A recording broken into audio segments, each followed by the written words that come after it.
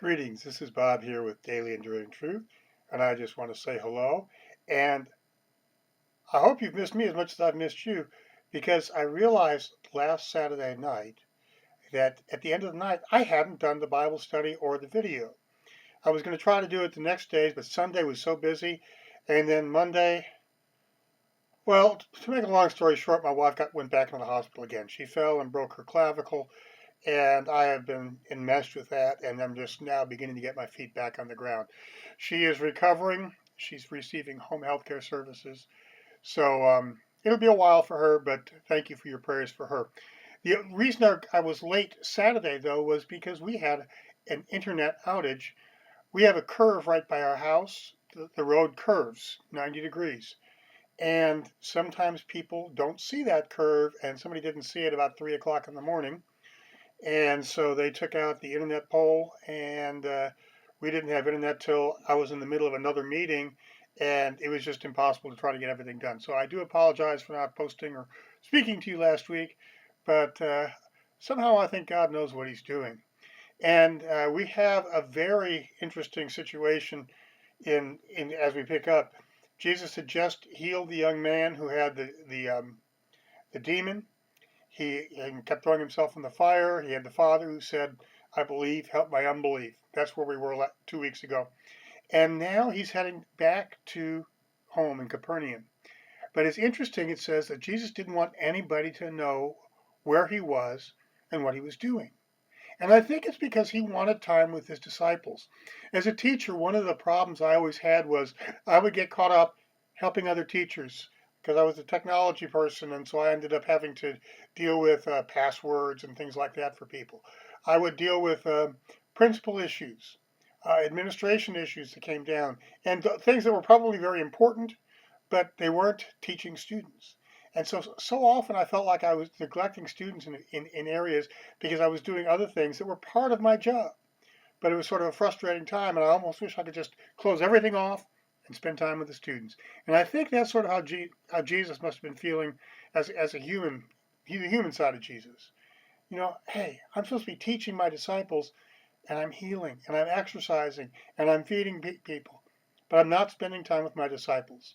And so he took this time to spend with his disciples, and he taught them one of the greatest truths that was coming up, and that is that he would be crucified and that he would rise again.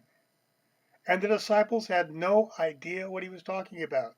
Now, it's not like Jesus said, it's possible that something may happen where I won't be with you. What he said was, people are going to kill me, and in 3 days I'll rise again. And the disciples saying, what did he mean by that? They tried to spiritualize it, perhaps. I don't know. But whatever it was, they didn't understand it. And to show you they didn't understand it, when they got back to Capernaum, they were talking among themselves. And Jesus said, what were you talking about? And if you're a parent, when you ask a question like that, 99 times out of 100, you know what your children were doing. What are you doing? Nothing. Yes, you were doing something. That's why I asked. What were you doing? So Jesus said, what were you talking about? Disciples kept quiet. They didn't want Jesus to know. After the teaching about him dying and rising from the dead, they were sitting there arguing about who was the greatest disciple.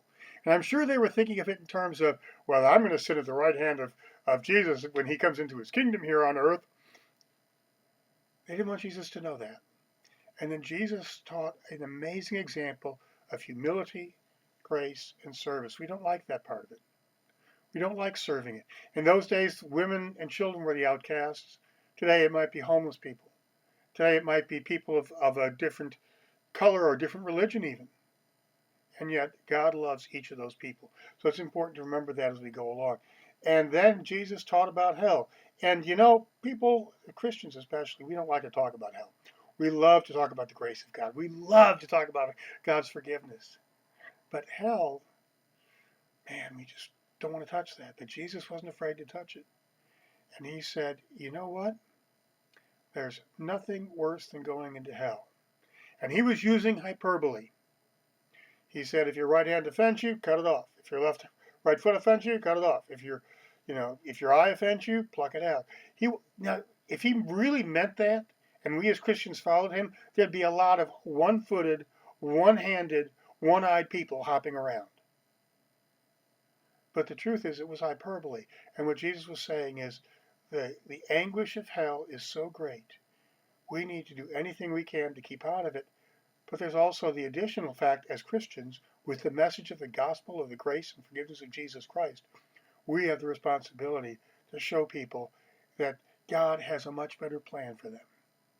So, there's a lot going on this week, and I'm running a little bit longer than normal. I apologize for that. But I do want to thank you for being here and continue to let God use you in amazing ways. Y'all have a great day.